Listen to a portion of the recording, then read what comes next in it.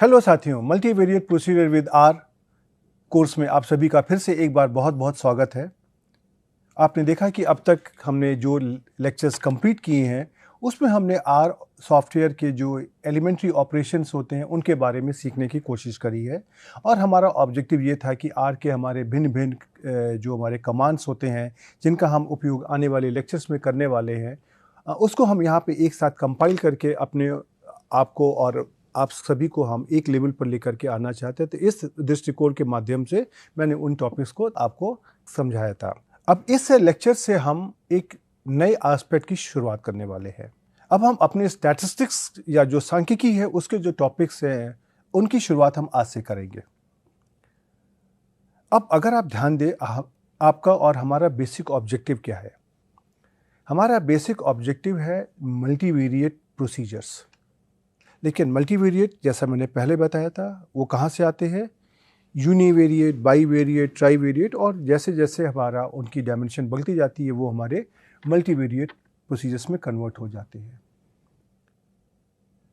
तो multivariate procedure की शुरुआत तो जो यूनिवेरिएट से होती है, और यूनिवेरिएट के कॉन्सेप्ट को जब हम बाईवेरिएट में कन्वर्ट करते हैं तो उसके अंदर हमको कुछ और इन्फॉर्मेशन मिलने लगती है, और जब हम बाईवेरिएट से ट्राईवेरिएट में आते हैं तो हमको कुछ और तरह की इन्फॉर्मेशन भी साथ में मिलने लगती है। अब सवाल यहाँ पे ये होता है कि अगर मुझे मल्टीवेरिएट प्रोसीजर को समझना है तो मेरे हिसाब से यूनिवेरिएट प्रोसीजर्स को समझना कि उन टूल्स को हम कहाँ कहाँ पे इस्तेमाल करना चाहते हैं, उनके हमारे क्या क्या इंटरप्रिटेशंस होते हैं, वो बहुत आवश्यक है। मेरी समस्या ये है कि यूनिवेरिएट के केस में तो मैं आपको फ़ोटो बना करके, ग्राफिक दिखा करके, पिक्चर बना करके, कॉन्सेप्ट के माध्यम से हम आपको भिन्न भिन्न कॉन्सेप्ट को समझा सकते हैं। लेकिन जब हम मल्टीवेरिएट में आ जाएंगे तो हमारी डायमेंशन बढ़ जाती है। हम अपने इस स्लाइड्स को 2 डायमेंशन में तो आपको दिखा सकते हैं, लेकिन शायद 3 डायमेंशन या 4 डायमेंशन या उसके ऊपर जाने में मुझे कठिनाई होती है। उसके लिए मुझे खाली अपने दिमाग में सोचना पड़ता है। इस दृष्टिकोण को ध्यान में रखते हुए हम आज से अपने जो भी स्टैटिस्टिक्स के बेसिक एलिमेंट्री प्रोसीजर्स होते हैं उनका आरंभ कर रहे हैं, और वहाँ से हम उनको यूनिवेरिएट से बाईवेरिएट और बाईवेरिएट से हम उनको मल्टीवेरिएट केस में एक्सटेंड करने की कोशिश करेंगे। तो सबसे पहले हम अपने कॉन्सेप्ट्स को यूनिवेरिएट में इंट्रोड्यूस करेंगे, समझेंगे, उनका इंटरप्रिटेशन देखेंगे, और उसके बाद में उनको हम मल्टीवेरिएट में लेकर के आएंगे। तो इस प्रोसेस को अगर हम ध्यान में रखते हैं तो जब भी हमारे हाथ में कोई सबसे पहले डेटा सेट आता है, उसके अंदर हम उस डेटा के अंदर समाहित एक बेसिक इन्फॉर्मेशन को बाहर निकालने की कोशिश करते हैं, और वह बेसिक इन्फॉर्मेशन हमारी कई प्रकार की होती हैं। उस डेटा के अंदर उसका एवरेज वैल्यू, उन वैल्यूज़ का स्प्रेड, वेरिएबिलिटी, अगर हमारे पास एक से ज़्यादा वेरिएबल्स हैं तो उनके बीच में उनके संबंध कैसे हैं, उनकी जो रिलेशनशिप कैसी है, लीनियर है कि नॉन लीनियर है, और अगर लीनियर या नॉन लीनियर है तो उनकी डिग्री ऑफ रिलेशनशिप कैसी है, स्ट्रॉन्ग है, वीक है, किस प्रकार की, उसको हम क्वांटिफाई करना चाहेंगे।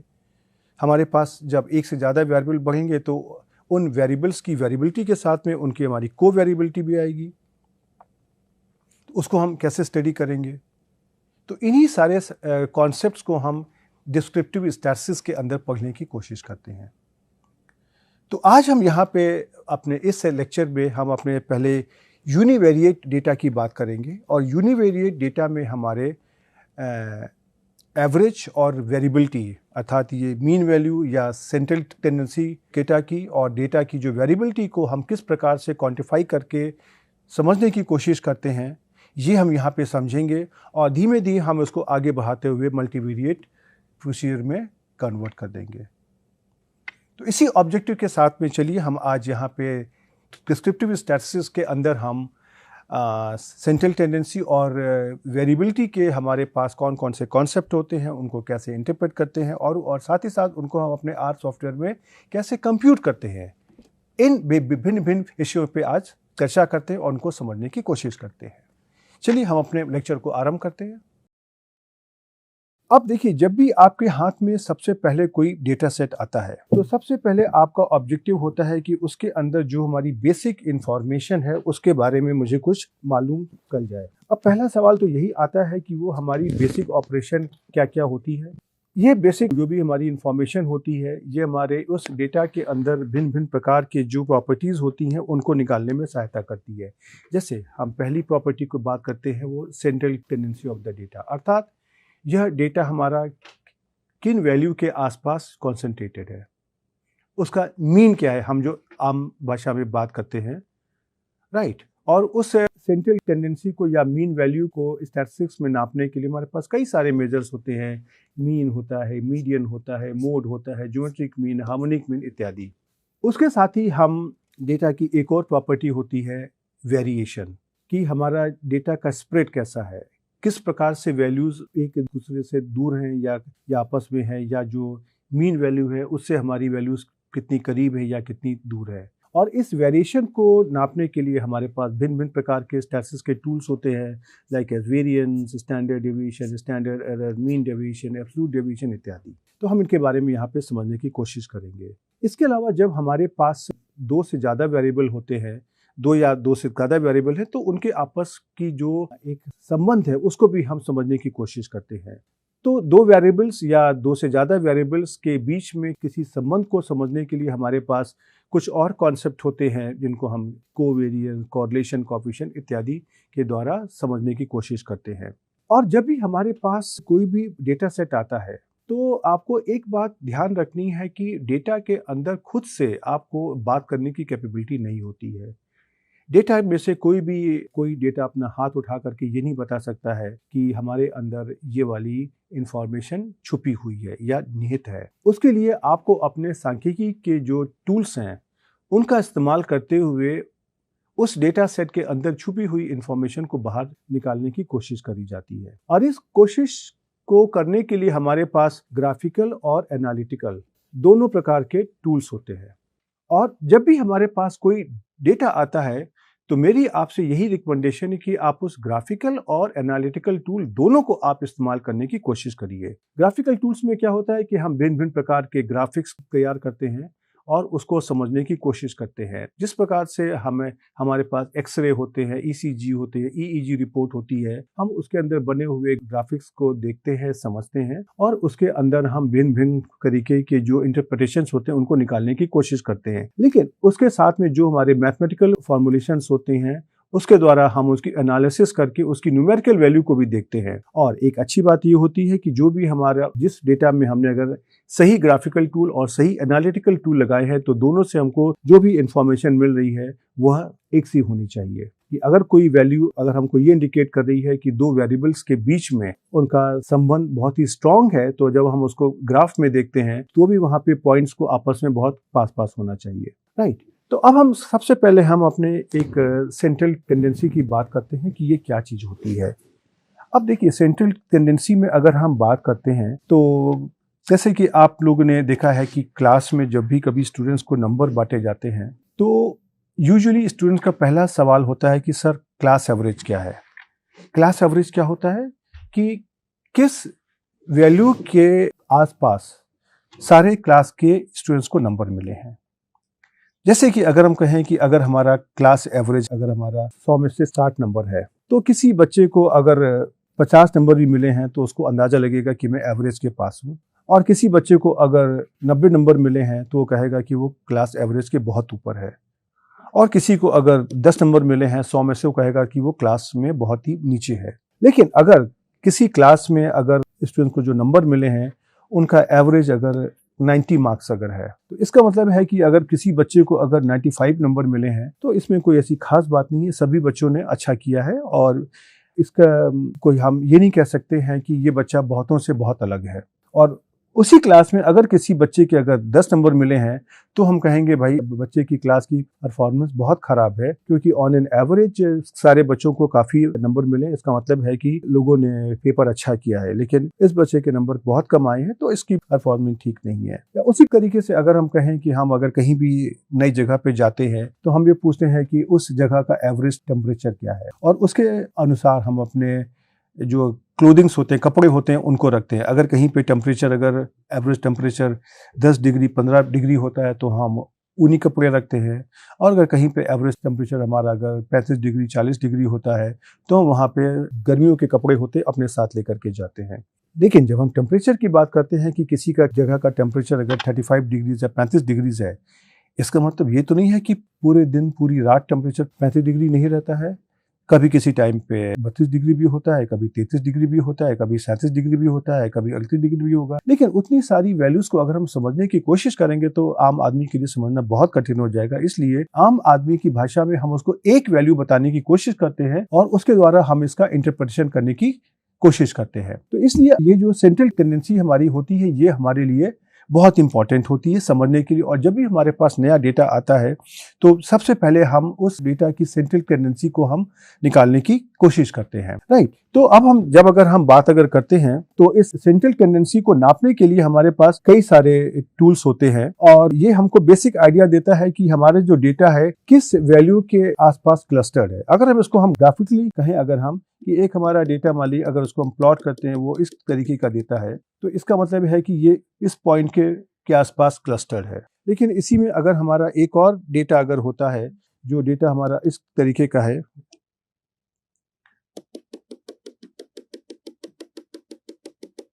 इस तरीके का डेटा है,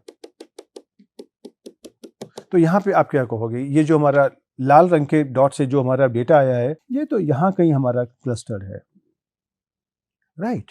तो ये हमको इंफॉर्मेशन अपने इस सेंट्रल टेंडेंसी ऑफ डेटा के द्वारा मिलती है। तो हम ये मानते हैं कि अगर हमारे पास कोई डेटा है x1 x2 xn, ये x1 x2 xn का मतलब हम एक बार समझ लेते हैं क्या होता है, उसके बाद में हमको आगे हमारे सारे टूल्स को समझना बहुत आसान हो जाएगा। ये x1 x2 xn है, ये जो हमारा उस डेटा की न्यूमेरिकल वैल्यू है उसको डिनोट करता है, राइट। जैसे कि अगर हम कहें कि कोई हमारा वेरिएबल है x, ये हमारा है height of the students, right. अब हमने क्या किया कि मैंने अपने पहले स्टूडेंट को कॉल किया, पहला स्टूडेंट, और उसकी मैंने हाइट नापी और उसकी हाइट को मैंने x1 से दिखा दिया। ये हमारा हो गया x1। सपोज इसकी हाइट आ गई 150 सेंटीमीटर। तो ये जो 150 सेंटीमीटर है, इसको हमने यहाँ पे डिनोट किया है x1 से, स्मॉल x1। और उसी तरीके से जो हमारा, अगर मैंने कोई दूसरा स्टूडेंट ले लिया, उसकी मैंने हाइट को बता दिया x2। सपोज ये हमारी 160 सेंटीमीटर आ गई, तो इसको मैंने डिनोट किया है स्मॉल x2 से। तो अगर हम कहते हैं कि ये स्मॉल x1 x2 xn ये क्या है, तो अगर हम कहते हैं अगर हमारा कोई वेरिएबल सपोज है हाइट, तो ये n स्टूडेंट्स की हाइट है, ये उनकी न्यूमेरिकल वैल्यूज है। तो इन सभी न्यूमेरिकल वैल्यूज को हमने अपने एक डेटा वेक्टर के अंदर कलेक्ट कर लिया है। इसको कैसे करना है, जैसे हम सी कमांड करके जो भी हमारी न्यूमेरिकल वैल्यूज है उसको हम कॉमा से सेपरेट करते हुए लिख देंगे। तो ये जो हमारा स्मॉल x है, ये हमारा डेटा वेक्टर है। अब जब हम अर्थमेटिक मीन की बात करते हैं, या उसको हम कॉमन भाषा में, आम भाषा में मीन भी कहते हैं या औसत कहते हैं, इसका मतलब होता है अर्थमेटिक मीन। और इसको निकालने के लिए हम क्या करते हैं, हमारा एक्सप्रेशन होता है 1/n summation i goes from 1 to n xi, अर्थात सारी की सारी डेटा वैल्यूज का आप सम कर दीजिए, x1 plus x2 plus up to here xn, और इसको आप n से आप डिवाइड कर दीजिए नंबर ऑफ ऑब्जर्वेशन से। तो ये हमको एक अर्थमेटिक मीन की वैल्यू दे देगी ये, राइट। और इसके इसी वैल्यू को अगर मुझे अपने R सॉफ्टवेयर में निकालना है, देन हमारा कमांड होता है मीन, MEAN, और पैरेंथेसिस में हम अपना जो भी डेटा वेक्टर है उसकी वैल्यू को लिख देंगे हम, राइट। उसी तरीके से हमारा एक और मेजर होता है ज्योमेट्रिक मीन। तो ज्योमेट्रिक मीन को हम कैसे डिफाइन करते हैं कि सारी की सारी वैल्यूज हमारी हैं x1 into x2 into here xn, और इनका हम nth रूट निकाल लेते हैं, जैसे raise to power of 1/n। तो अब आपको ये एक्सप्रेशन जो है ये आपका ज्योमेट्रिक मीन को निकालता है। अब R सॉफ्टवेयर के अंदर ज्योमेट्रिक मीन को निकालने का कोई डायरेक्ट कमांड नहीं है, लेकिन आपके लिए तो बहुत ही आसान काम है ये। अगर आपको ज्योमेट्रिक मीन को निकालना है तो आपको इस फॉर्मूले का स्ट्रक्चर देखना है कि ये क्या आपको दिखाने की कोशिश कर रहा है। आप अगर देखिए तो ये जो ब्रैकेट के अंदर की क्वांटिटी वो क्या है, x1 into x2 into xn। इसको अगर मुझे R सॉफ्टवेयर में निकालना है तो हमको पता है कि बिल्ट इन फंक्शन हमारा होता है PROD, इसको हमने कह दिया PRODX। और उसके बाद में आपको यहाँ पे ये देना है raise to power of 1/n। तो इसके लिए मैंने कर दिया हैट, और मैंने 1/n n करना है। n आपका क्या है? n आपका है कि हमारे x1, x2, xn में कितने हमारे पास डेटा वैल्यूज हैं, अर्थात इस डेटा वेक्टर की लंबाई। तो इस डेटा वेक्टर की लंबाई जो हमारी n है उसको निकालने का हमारे पास R में एक कमांड होता है लेंथ। तो मैंने उसको लेंथ ऑफ x कर दिया। तो ये जो मैंने एक्सप्रेशन लिखा हुआ है इसके द्वारा आप ज्योमेट्रिक मीन को आराम से निकाल सकते हैं। लेकिन आपने ध्यान दिया कि हमारे पास R सॉफ्टवेयर में हर चीज को निकालने के बिल्ट इन कमांड्स नहीं होते हैं, लेकिन हम अपने बिल्ट इन फंक्शन का इस्तेमाल करते हुए, अपने प्रोग्रामिंग लैंग्वेज का इस्तेमाल करते हुए हम उन फंक्शन को बहुत आराम से लिख सकते हैं। ओके, नाउ ऐसी अगर हम मान लीजिए हार्मोनिक मीन की बात करते हैं, तो हार्मोनिक मीन का जो हमारा एक्सप्रेशन क्या होता है? n upon summation i goes from 1 to n 1 upon xi। अब इसका भी हमारे पास R सॉफ्टवेयर में कोई बिल्ट इन फंक्शन नहीं होता, लेकिन आप उसका अगर स्ट्रक्चर समझने की कोशिश करिए तो ये क्या लिखा हुआ है। आप अगर इसको इस भाषा में लिखते हैं एक और तरीके, तो ये क्या लिखा है? 1 upon n summation i goes from 1 to n 1 upon xi, right. तो अब अगर आप देखिए ये जो डिनोमिनेटर में वैल्यू लिखी हुई है, ये क्या लिखी है? 1 upon arithmetic mean of 1 upon x1, 1 upon x2 up to here 1 upon xn, ये तो लिखा हुआ है। अब अगर आपको R सॉफ्टवेयर में अगर इसी बात को अगर लिखना अगर है, तो अगर आपका डेटा वेक्टर आपका अगर x होता है, इसको आप अगर 1 अपॉन x अगर कर देते हैं तो आपको 1 upon x1, 1 upon x2, 1 upon xn की वैल्यू मिल जाती है। तो अगर आप इस 1 अपॉन x वैल्यू का अगर आप मीन निकाल लेते हो, मीन ऑफ 1 अपॉन x, और इसका आप अगर 1 अपॉन कर देते हो, तो आपको नहीं लगता कि ये यही एक्सप्रेशन मिल जाएगा जो आपने निकालने की कोशिश की है? 1 upon arithmetic mean of 1 upon x। तो यही देखिए मैंने एक्सप्रेशन यहाँ पे लिखा हुआ है, जिसके द्वारा आप अपने इस हार्मोनिक मीन को आराम से निकाल सकते हैं। तो यहाँ भी आपने देखा कि हार्मोनिक मीन को निकालने का मेरे पास कोई बिल्ट इन फंक्शन नहीं है, लेकिन हमने अपनी प्रोग्रामिंग लैंग्वेज और जिस तरह के मैथमेटिकल ऑपरेशंस को देख करके मैंने काम किया है, उसको मैंने यहाँ पे आराम से निकाल लिया है, राइट। अब हम एक और टूल की बात करते हैं, मीडियन। मीडियन क्या होती है? यह वह वैल्यू है जो हमारे टोटल नंबर ऑफ ऑब्जर्वेशन को दो हिस्सों में ऐसे डिवाइड करती है कि उस वैल्यू के ऊपर और नीचे हमारे पास बराबर ऑब्जर्वेशंस होते हैं, और उस वैल्यू को हम कहते हैं मीडियन। और मीडियन को निकालने का हमारे पास जो बिल्ट इन कमांड है वो है मीडियन, MEDIAN, मीडियन x।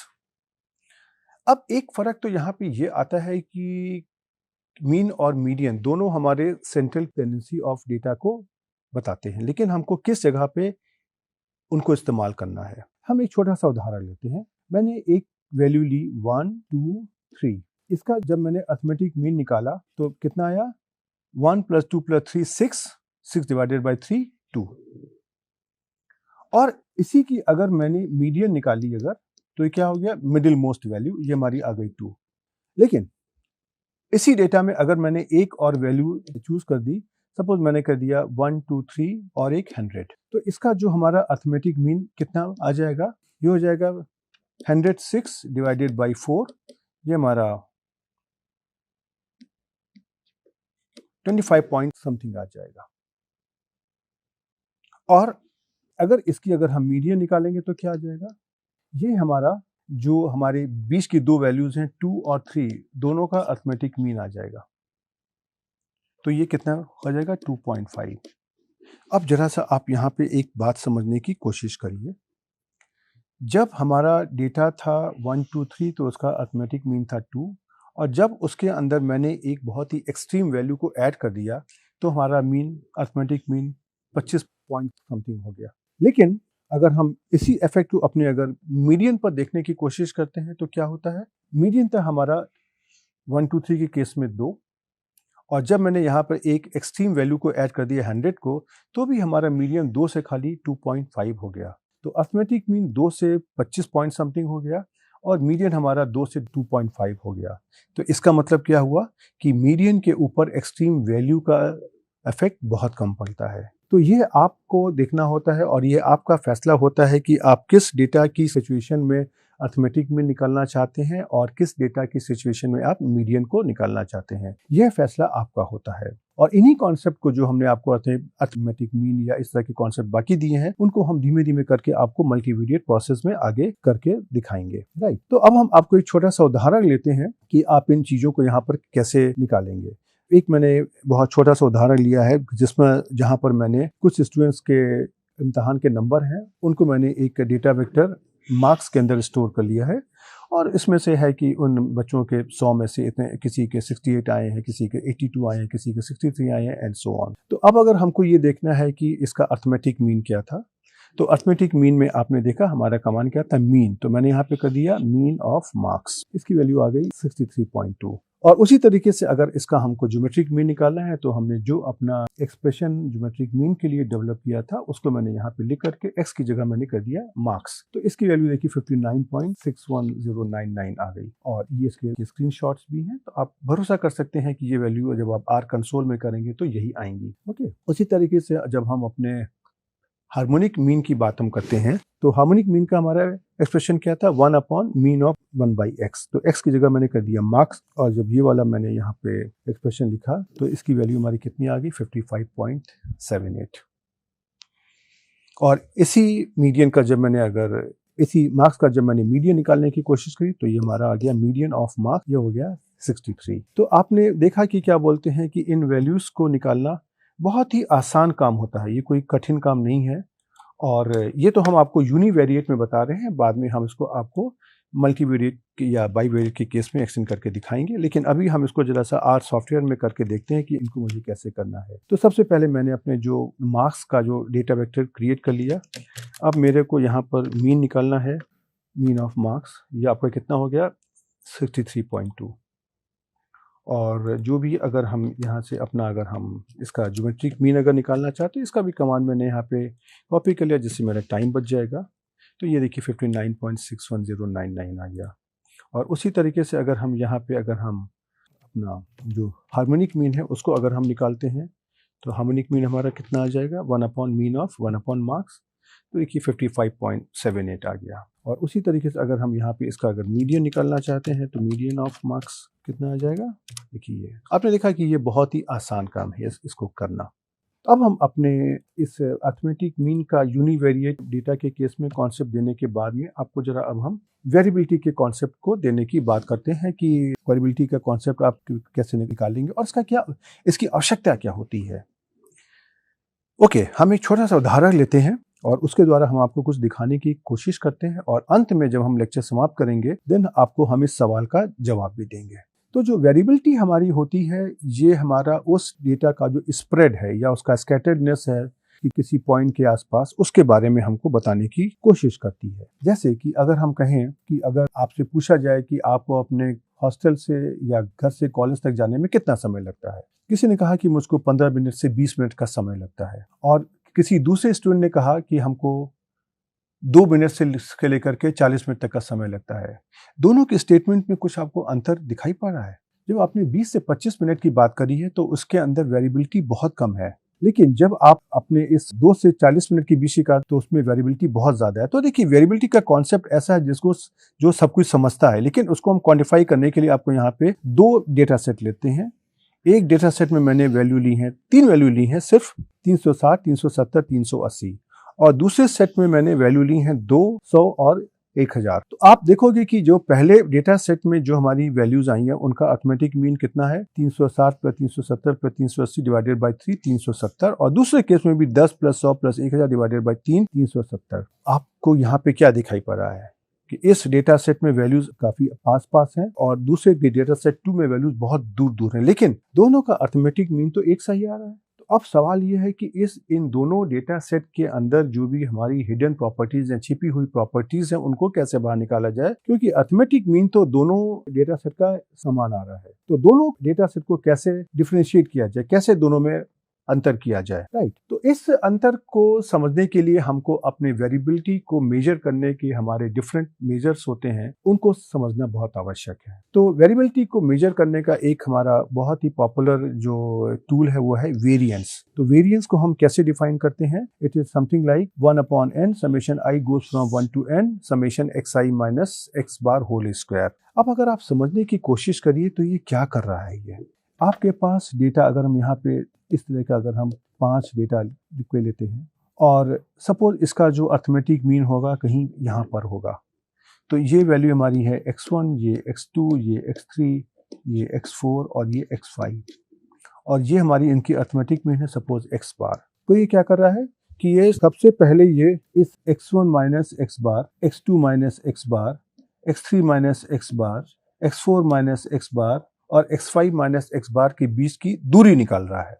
अब ये हो गई हमारी xi माइनस x बार को, इसने ये 5 दूरी निकाली, i goes from 1 to 5। अब समस्या ये आती है कि हर एक ऑब्जर्वेशन की दूरी तो अलग अलग है, लेकिन हमको तो एक कंसोलिडेटेड मेजर चाहिए ना, जो हमको एक ही वैल्यू में कुछ अगर मेरे को समझा सके, दिखा सके। तो मैंने एक काम सोचा कि क्यों ना एक काम करें कि इन सारे जो हमारी ये डिफरेंसेस आ रहे हैं xi और x बार के बीच में जो दूरियां आ रही हैं, इनका हम अर्थमेटिक मीन निकालें। तो इसका मैंने अर्थमेटिक मीन निकाल लिया, सपोज जैसे ऐसे करके। अब इसका क्या कॉन्सिक्वेंस होगा? इसका कॉन्सिक्वेंस तो ये होगा कि अगर हम इसको सॉल्व करने की कोशिश करें तो ये क्या हो जाएगा, 1/n summation n xi minus 1/n summation n x बार। इसको हम लिख सकते हैं n टाइम्स x बार, और यहाँ भी n times x bar divided by n, और यहाँ पे हम लिख सकते हैं x बार। ये तो 0 हो गया। इसका मतलब क्या हुआ कि क्या हमारे डेटा में कोई वेरिएशन ही नहीं है? नहीं, वेरिएशन तो है, लेकिन जो हमने इसको नापने का तरीका लगाया है उसमें कुछ समस्या है। ये समस्या क्यों आ रही है? क्योंकि मैंने यहाँ पे xi माइनस x बार के बीच की का जो डिफरेंस है उसको लिया है। अब आप ऐसे सोचिए कि अगर आपके पास एक डेटा सेट है तो कुछ वैल्यूज डेटा सेट में आपके अर्थमेटिक मीन के ऊपर की होंगी और कुछ नीचे की होंगी। तो जब आप उनका अंतर लेने की कोशिश करेंगे तो कुछ हमारे जो अंतर हैं पॉजिटिव होंगे, कुछ नेगेटिव होंगे, और जब आप उनका अर्थमेटिक मीन निकालने की कोशिश करोगे तो हो सकता है कि उसकी वैल्यू 0 या 0 के बहुत क्लोज आ जाए। इसका मतलब ये हुआ कि हमने ये जो अपना मेजर निकाला है इसके अंदर समस्या है कि हमको इस मेजर को जो डिविएशंस हो रहे हैं, डिफरेंस आ रहे हैं, उनका जो साइन है उससे इंडिपेंडेंट करना पड़ेगा। तो xi माइनस x बार को अगर मुझको इसके सिंबल से, जो हमारे प्लस या माइनस हो सकते हैं, इससे अगर इंडिपेंडेंट बनाना अगर है तो हमारे पास दो ऑप्शन है, या तो हम इसकी एब्सोल्यूट वैल्यू निकाल लें और या हम xi minus x bar whole square कर दें, और इसको निकालने के बाद में हम इन सारी वैल्यूज का अर्थमेटिक मीन निकालें। तो संभवतः जो हमको मेजर मिलेगा उसके अंदर xi माइनस x बार का जो अंतर है, उसका जो साइन है, उसका इफेक्ट नहीं पड़ेगा। और इन्हीं कॉन्सेप्ट को ध्यान में रखते हुए हम लोगों ने दो तरीके के मेजर्स डिफाइन करे हैं। एक हमारा है वेरिएंस, जो हमारा xi minus x bar whole square पर बेस्ड है, और दूसरा हमारा है एब्सोल्यूट मीन डेविएशन, जो हमारा absolute value of xi minus x बार के ऊपर बेस्ड है, राइट। तो इन दोनों मेजर को हम यहाँ पे समझने की कोशिश करते हैं और देखते हैं कि उनको हम अपने आर सॉफ्टवेयर में किस प्रकार से कंप्यूट करेंगे। तो अगर आपको वेरिएंस अगर निकालना अगर है तो वेरिएंस का देखिए फॉर्मूला हमारा ये होता है, ये आपको ध्यान में रखना है, 1/n summation i goes from 1 to n xi minus x bar whole square. और इस क्वांटिटी को अगर आपको अपने आर सॉफ्टवेयर में कंप्यूट करना है तो ये हमारा क्वांटिटी होती है VARX। लेकिन एक अंतर क्या है कि जिन लोगों को सांख्यिकी के बारे में बैकग्राउंड होगी और उनको स्टैटिस्टिकल इन्फरेंस का आइडिया होगा, तो ये जो वेरिएंस हमारे पास जब भी डेटा में आता है, ये तो वेरिएंस एक पॉपुलेशन का होता है और उसको हम अपने सैंपल की बेसिस पर निकालने की कोशिश करते हैं। तो जो हमारा पॉपुलेशन वेरिएंस होता है उसको अपने सैंपल की बेसिस पर एस्टिमेट करने के लिए हमारे पास दो तरह के एस्टिमेटर होते हैं। एक हमारा होता है ये तो जो हमने ऊपर लिखा हुआ है, i goes from 1 to n xi minus x bar, और एक हमारा होता है 1/n-1 summation n xi minus x bar whole square. ये दो एस्टिमेटर होते हैं जो हमारे एस्टिमेशन के जो हमारे तरीके होते हैं, क्योंकि अननोन पैरामीटर को हम एक से ज़्यादा तरीकों से निकाल सकते हैं, तो ये दो अलग अलग तरीके से आते हैं और इनकी अपनी अलग अलग प्रॉपर्टीज़ होती हैं। जैसे कि अगर हम कहें तो ये जो हमारा एस्टिमेटर होता है, ये हमारा अनबायस्ड एस्टिमेटर होता है पॉपुलेशन वेरिएंस का, और जो 1/n वाला जो एस्टिमेटर है ये हमारा बायस्ड एस्टिमेटर होता है। लेकिन अगर हम वेरिएबिलिटी की बात करें तो 1/n summation xi minus x bar whole square की जो वैल्यू आएगी वो 1/n minus 1 summation i goes from 1 to n xi minus x bar whole square से कम आएगी। लेकिन ये हमारे अपने स्टैटिस्टिक्स के अपने एस्पेक्ट हैं। लेकिन जो मैं आपको यहाँ पे बताना चाहता हूँ वो ये है कि ये जो हमारा वेरिएंस ऑफ x कमांड है, ये हमारा इस वाले वेरिएंस को एस्टिमेट करता है, 1/n minus 1 summation i goes from 1 to n xi minus x bar whole square. और इसमें से आप देखेंगे कि अगर हमारा सैंपल साइज की वैल्यू अगर एक रीजनेबली बड़े साइज की है तो दोनों की वैल्यू में प्रैक्टिकली कोई फर्क नहीं आएगा। राइट। अब वेरिएंस के अंदर एक समस्या ये है कि वेरिएंस में आपने देखा कि इसमें xi minus x bar whole square है, अर्थात अगर आपने हाइट का अगर वेरिएंस निकाला अगर हैगा तो ये हाइट स्क्वायर के फॉर्म में आएगा। राइट। अब किसी बात को समझने के लिए अगर उसकी वेरिएबल की और उसकी वेरिएबिलिटी की जो डायमेंशन अगर एक होती हैं तो उनको समझना ज़्यादा आसान हो जाता है।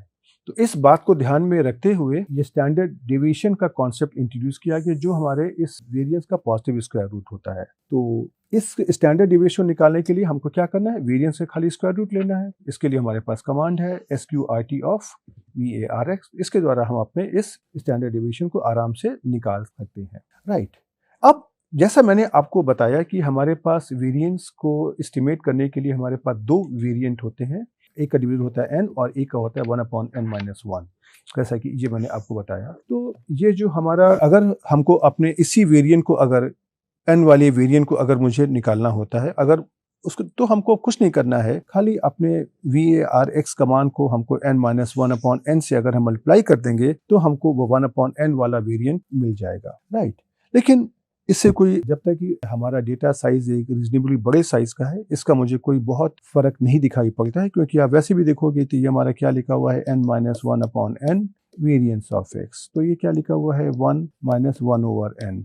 तो जैसे जैसे हमारी n की वैल्यू अगर बढ़ती जाएगी तो 1/n हमारा बहुत छोटा होता जाएगा। और बेसिकली वेरिएंस ऑफ x को अगर हम डिवीजन n या n माइनस 1 के हिसाब से एस्टिमेट करेंगे तो इसमें कोई प्रैक्टिकली फर्क नहीं आएगा। ओके। जिस तरह से हमारा वेरिएंस एक मेजर होता है वेरिएबिलिटी को नापने का, उसी प्रकार से हमारे पास कुछ और भी मेजर्स होते हैं। एक हमारा होता है रेंज। राइट। रेंज क्या होती है, ये हमारी उस डेटा की जो मैक्सिमम वैल्यू है और उस डेटा की जो मिनिमम वैल्यू है दोनों का डिफरेंस होता है, maximum value minus minimum value. Right. आपको एक बात का यहाँ पे ध्यान रखना है कि अगर हमने जैसे मीन के लिए मीन कमांड यूज़ किया, मीडियन के लिए मीडियन कमांड यूज़ किया, उसी तरीके से अगर हम रेंज कमांड भी यूज़ करेंगे, रेंज ऑफ x, तो ये भी हमारा एक वैलिड कमांड है। लेकिन ये जो रेंज है ये हमको मैक्सिमम और मिनिमम वैल्यू का अंतर नहीं देखा, ये हमको मैक्सिमम वैल्यू और मिनिमम वैल्यू दोनों को बता देगा। तो बेसिकली हम जो यहाँ पे बात कर रहे हैं वो हम स्टैटिस्टिकल रेंज की बात कर रहे हैं। उसके लिए हमारा कोई बिल्ट इन फंक्शन नहीं, लेकिन उसको निकालना बहुत आसान काम है कि आपने मैक्सिमम वैल्यू को निकाल लिया मैक्स कमांड से और मिनिमम वैल्यू को निकाल लिया मिन कमांड से और दोनों को सबट्रैक्ट कर दिया। तो ये बात आपको ध्यान में रखना है। राइट। ऐसे हमारा एक और अगला हमारा मेजर है जिसको हम बोलते हैं इंटर क्वार्टाइल रेंज। जैसे कि कोई भी अगर हमारा डेटा है उसको अगर हम प्लॉट करते हैं, उसका कर्व अगर इस तरीके का आता है तो वह वैल्यू जो इस टोटल फ्रीक्वेंसी को दो पार्ट में डिवाइड करता है उसको हम बोलते हैं मीडियन। अर्थात इस मीडियन के नीचे और ऊपर 50% वैल्यू होंगी। उसी तरह से अगर हम इसको फर्दर डिवाइड कर दें तो ये हमारा, हम इसको 4 बराबर हिस्सों में डिवाइड कर सकते हैं। तो ये जो वैल्यू हमारी x एक्सिस पे है इसको हम कहते हैं फर्स्ट क्वार्टाइल, दूसरी वैल्यू को सेकंड क्वार्टाइल, तीसरी वैल्यू को थर्ड क्वार्टाइल और चौथी वैल्यू को फोर्थ क्वार्टाइल। राइट। तो हर एक जो क्वार्टाइल हमारा है, ये हमारा पहला क्वार्टाइल है, ये हमारा दूसरा क्वार्टाइल है, ये हमारा तीसरा क्वार्टाइल है, ये हमारा चौथा क्वार्टाइल है। हर एक क्वार्टाइल हमारा 25% वैल्यू को कंटेन करता है। इनको हम बोलते हैं Q1, Q2, Q3, Q4, अर्थात first, second, third and fourth quartile. In quartiles के जो बीच में, इन क्वार्टाइल्स की जो वैल्यू है उनके जो बीच का अंतर होता है, ये भी हमको वेरिएबिलिटी के बारे में इंडिकेट करता है। तो जब हम अपने थर्ड क्वार्टाइल और फर्स्ट क्वार्टाइल, तीसरे और पहले क्वार्टाइल का जब हम अंतर निकालते हैं, इसको हम बोलते हैं इंटर क्वार्टाइल रेंज। और इंटर क्वार्टाइल रेंज को आर सॉफ्टवेयर में निकालने के लिए हमारे पास कमांड होता है IQRS। IQR हमारा इंटर क्वार्टाइल रेंज, लेकिन इसको हमको अपर केस अल्फाबेट्स में लिखना है और पैरेंथेसिस में हम लिख देंगे X, राइट। इसके द्वारा हम अपनी इंटर क्वार्टाइल रेंज को भी निकाल सकते हैं। अब अगर हम इंटर क्वार्टाइल रेंज को अगर हम हाफ कर देते हैं तो उसको हम बोलते हैं क्वार्टाइल डेविएशन। ये भी हमारा एक मेजर है वेरिएबिलिटी को मेजर करने का। तो इसको अगर हमको निकालना है तो बहुत आसान है। हमने अपनी इंटर क्वार्टाइल रेंज को कैसे निकाला है, third quartile minus first quartile. अगर हम इसको हाफ कर दें तो ये मुझको क्वार्टाइल डेविएशन मिल जाएगा। तो इंटर क्वार्टाइल रेंज को निकालने का हमारा जो बिल्ट इन फंक्शन था वो था IQR, और इसको अगर हम 2 से डिवाइड कर दें तो ये मुझको क्वार्टाइल डेविएशन दे देगा। इस तो IQR X डिवाइडेड बाई 2 से हमको क्वार्टाइल डेविएशन मिल जाएगा। अब जब मैंने आपको वेरिएबिलिटी का कॉन्सेप्ट बताया तो मैंने बताया कि आपको xi माइनस x बार को अगर मुझको अपने पॉजिटिव और नेगेटिव साइन से इंडिपेंडेंट बनाना है तो हमारे पास 2 ऑप्शंस हैं, या तो हम उसको स्क्वायर कर दें या हम उसकी एब्सोल्यूट वैल्यू ले लें। तो जब हमने इसको स्क्वायर किया तो मुझे वेरिएंस मिल गया। नाउ अब हम उसकी एब्सोल्यूट वैल्यू लेते हैं। तो एब्सोल्यूट वैल्यू आप अगर लेंगे xi माइनस x बार की, जैसे मैंने ये लिखा हुआ है, और उसका अर्थमेटिक मीन अगर निकालेंगे तो इसको हम बोलते हैं मीन डेविएशन, राइट। अब इस मीन डेविएशन को निकालने के लिए हमारे पास कोई built in function R software में नहीं होता, लेकिन इसका फंक्शन मुझे खुद से लिखना होता है। लेकिन ये तो बहुत ही आसान काम है। आपको एब्सोल्यूट वैल्यूज को निकालने का बिल्ट इन फंक्शन पता है, क्या होता है, ABS, राइट। और अर्थमेटिक मीन को निकालने का क्या आपका फंक्शन होता है, मीन। तो आप अगर इस मीन डेविएशन के फॉर्मूले पर ध्यान दें तो इसका आपको बिल्ट इन फंक्शन पता है, ये जो एब्सोल्यूट वैल्यू है इसका भी फंक्शन पता है, और ये जो आपने समेशन लिखा हुआ है इसका भी आपको बिल्ट इन फंक्शन पता है। तो हम यहाँ पे इस मीन डेविएशन का एक्सप्रेशन अपने आप से लिख सकते हैं। कैसे? सबसे पहले xi जो लिखा है उसके लिए मैंने कर दिया x, उसके बाद कर दिया मीन ऑफ x, और उसके बाद में हमने इसका ले लिया एब्सोल्यूट वैल्यू, और एब्सोल्यूट वैल्यू के बाद में जितनी भी वैल्यूज हमारी आएंगी उसका मैंने ले लिया सम, और उसको मैंने n से डिवाइड कर दिया, उसको हमने लेंथ ऑफ x। यही एक्सप्रेशन मैंने यहाँ पर लिखा हुआ है। लेकिन इसके अलावा एक और भी आसान तरीका है जिसके बारे में हम आपको यहाँ पे बता सकते हैं। वो आपकी कैपेबिलिटी पे डिपेंड करता है कि आप किस प्रकार से करते हो। आप अगर देखो तो मैंने जो absolute value of x minus mean of x, इसी का तो मैंने अर्थमेटिक मीन निकाला है। हम यहाँ पे इसको डायरेक्ट अगर हम mean of absolute value of x minus mean of x अगर लिख देंगे तो भी मुझको एक ही वैल्यू मिल जाएगी। तो इस फंक्शन के द्वारा मैं आपको ये दिखाना चाहता था कि आर सॉफ्टवेयर में एक ही काम को करने के कई तरीके होते हैं। ये आपकी इच्छा है, ये आपका फैसला है कि आप किस तरीके को इस्तेमाल करना चाहते हो, राइट। अब हम आपको ये उदाहरण लेकर के दिखाते हैं। हमने जो अपना पहले एक डेटा वेक्टर लिया था मार्क्स का, उसी के अंदर जरा सा हम इन चीज़ों को आपको दिखाते हैं। तो देखिए ये आपके डेटा वेक्टर है मार्क्स का, ये, राइट। यहाँ पर मैंने स्टूडेंट्स के नंबरों को एक डेटा वेक्टर में स्टोर किया हुआ है। अब इनका आपको अगर वेरिएंस निकालना है तो देखिए क्या हो जाएगा, VAR और पैरेंथेसिस में आप कर देंगे मार्क्स, तो आपको ये वैल्यूज मिल जाएंगी। और इन्हीं का अगर आपको स्टैंडर्ड डिवीजन निकालना है तो आप इसका स्क्वायर रूट निकाल लीजिए, square root of variance of marks, या आपको इसी का 439.314 का स्क्वायर रूट मिल जाएगा 20.95। और ये देखिए इनके स्क्रीनशॉट भी हैं। उसी तरीके से आप अगर इसमें से अगर इंटर क्वार्टाइल रेंज अगर निकालना चाहते हैं तो आपको कमांड लिखना होगा IQR मार्क्स, पैरेंथेसिस में लिखना होगा, आपकी वैल्यू मिल जाएगी 33। और अगर आपको क्वार्टाइल डिवीजन अगर निकालना है तो आपको क्या करना है, इंटर क्वार्टाइल रेंज को 2 से डिवाइड करना है। तो आपने कर दिया IQR of mark divided by 2, तो ये कितना हो गया, 33 का हाफ 16.5। अगर आपको उसका मीन डेविएशन निकालना है तो जो मैंने आपको एक्सप्रेशन अभी सिखाया, आप उसी में x की जगह मार्क्स कर दीजिए और आपको देखिए ये वाली वैल्यूज मिल जाएंगी, राइट। अब इन चीज़ों को मैं आपको सबसे पहले तो मैं आपको आर सॉफ्टवेयर में करके दिखाने की कोशिश करता हूँ। तो देखिए इसमें हम लोगों ने मार्क्स को पहले से एंटर किया हुआ है, ये आपके मार्क्स। इसका अगर मुझे वेरिएंस निकालना है, वेरिएंस ऑफ मार्क्स देखिए कितना आ गया, ये आ गया। अब इसी का अगर मेरे को अगर स्क्वायर रूट निकालना है तो मैंने यहाँ पे स्क्वायर रूट फंक्शन को लिख दिया, ये आपको इसका स्टैंडर्ड डिवीजन है, ये आपको पता चल गया। कि किस तरह आपको निकालना था इंटर क्वार्टाइल रेंज, तो आपने कर दिया IQR मार्क्स, तो देखिए ये आपको मिल गया। और अगर इंटर क्वार्टाइल मार्क्स को अगर आपने 2 से डिवाइड कर दिया तो आपको क्वार्टाइल डेविएशन मिल गया। अब मैं आपको यहाँ पे एक चीज़ और मैं दिखाता हूँ। IQR आपने देखा कि ये हमने अपर केस अल्फ़ाबेट्स में लिखा हुआ है। अगर मैंने इसको IQR अगर ऐसे अगर लिख दिया मार्क्स, तो देखिए क्या होता है। आपको बोलेगा इसको नहीं समझ में आया कि IQR फंक्शन क्या होता है। यही बात मैंने आपको पहले बताई भी थी कि आपका जो R सॉफ्टवेयर होता है ये आपका केस सेंसिटिव होता है, कि जो लोअर केस अल्फ़ाबेट्स हैं उनको लोअर और अपर केस अल्फ़ाबेट्स को अपर की तरीके से ही आपको लिखना पड़ेगा, राइट। अब इसका जब मैंने एब्सोल्यूट मीन डेविएशन निकाला तो देखिए इस एक्सप्रेशन में ये इसकी वैल्यू आ गई, राइट। अब हम आपको इस अंतिम स्लाइड में आपके सवाल का जवाब देना चाहते हैं, जो हमने यहाँ पर आपको दिखाया था कि आपके पास ये 2 डेटा सेट्स हैं और दोनों की अर्थमेटिक मीन बराबर आ रही है 370। तो दोनों डेटा सेट में क्या अंतर है या हम अपने इन दोनों डेटा सेट में कैसे फैसला करें कि उनकी क्या क्या प्रॉपर्टीज़ हैं। तो देखिए आप अगर यहाँ पर अगर देखने की कोशिश करिए अगर, तो जो पहला डेटा सेट है उसमें से मीन की वैल्यू आई थी 370। अब इसका आपने वेरिएंस निकाल दिया, तो वेरिएंस कितना आ गया 100।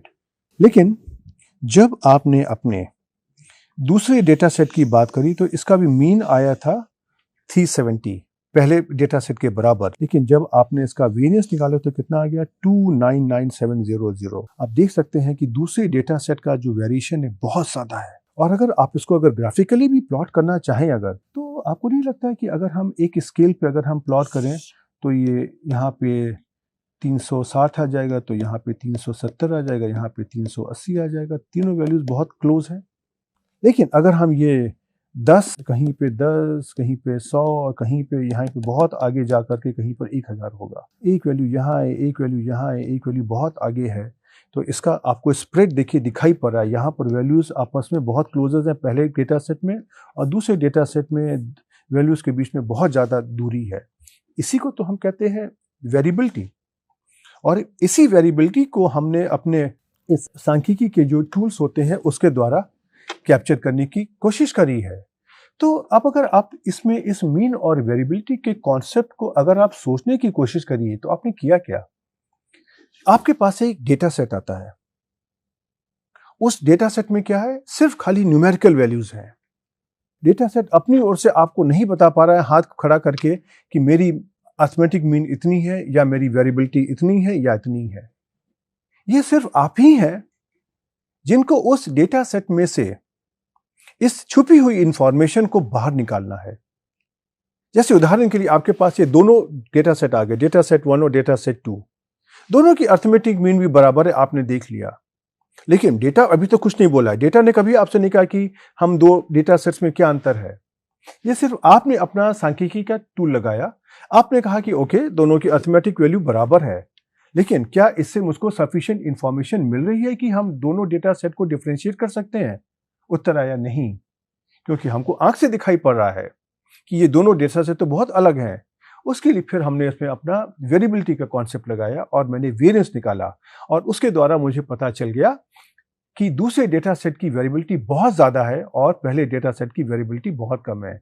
इसका मतलब दोनों डेटा सेट बहुत अलग है और दोनों की अपनी अपनी अलग अलग प्रॉपर्टीज हैं। दोनों डेटा सेट सेम नहीं है, जबकि उनकी अर्थमेटिक वैल्यू हमारी बराबर है।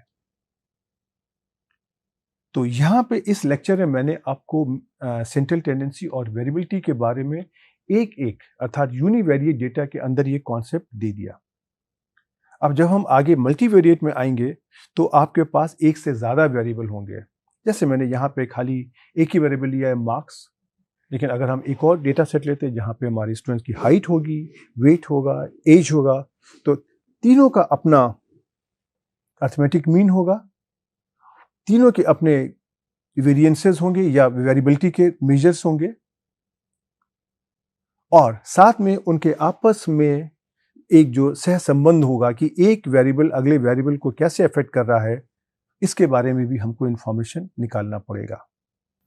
तो इसीलिए हमने आज ये बैकग्राउंड को तैयार करने की कोशिश करी है कि जब हम आपको मल्टीवेरिएट सेटअप में ये कॉन्सेप्ट बताएंगे, देन शायद हर एक वैल्यू को एक ग्राफिक बना करके, पिक्चर बना करके समझाना मेरे लिए बहुत कठिन होगा, लेकिन उस वक्त मैं आपकी सहायता चाहूँगा। कि जो कॉन्सेप्ट मैंने यहाँ पे आपको समझाए हैं, इन्हीं कॉन्सेप्ट को आप अपने दिमाग के अंदर एक्सटेंड करने की कोशिश करिए और यूनिवेरिएट से मल्टीवेरिएट डायरेक्शन में सोचने की कोशिश करिए।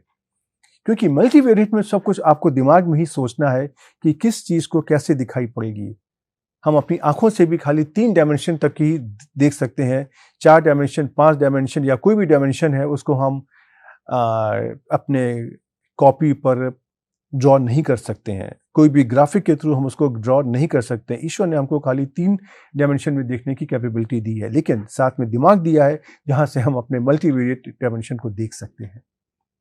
इसलिए अब हम आपसे रिक्वेस्ट करेंगे, आप कुछ छोटे छोटे डेटा सेट लीजिए और उसके अंदर अपनी वैल्यूज को खुद से डालिए। कुछ पास वैल्यूज होंगी, कुछ दूर की वैल्यूज होंगी और उसमें से आप अपने अर्थमेटिक मीन और या जो सेंट्रल टेंडेंसी और वेरिएशन को मेजर करने के लिए हमने डिफरेंट तरीके के टूल्स लगाए हैं, उनको लगाइए और उनकी न्यूमेरिकल वैल्यू से देखने की कोशिश करिए कि दोनों के डेटा सेट में क्या अंतर आ रहा है।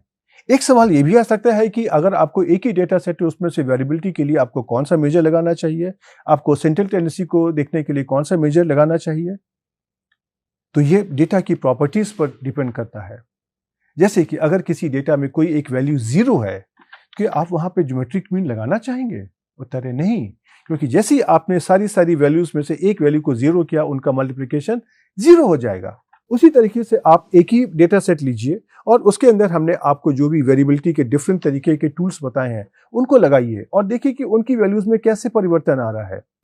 अपने डेटा सेट को चेंज करिए, उसमें से कोई एक्सट्रीम वैल्यूज डालिए और फिर देखिए कि जब भी आप कभी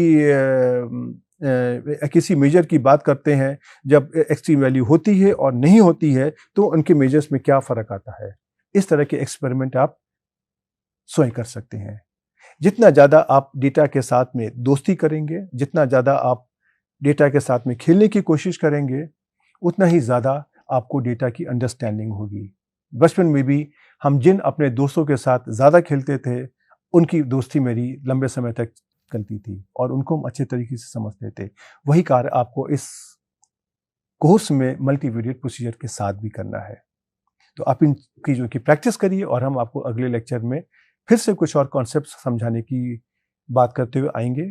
तब तक के लिए गुड बाय।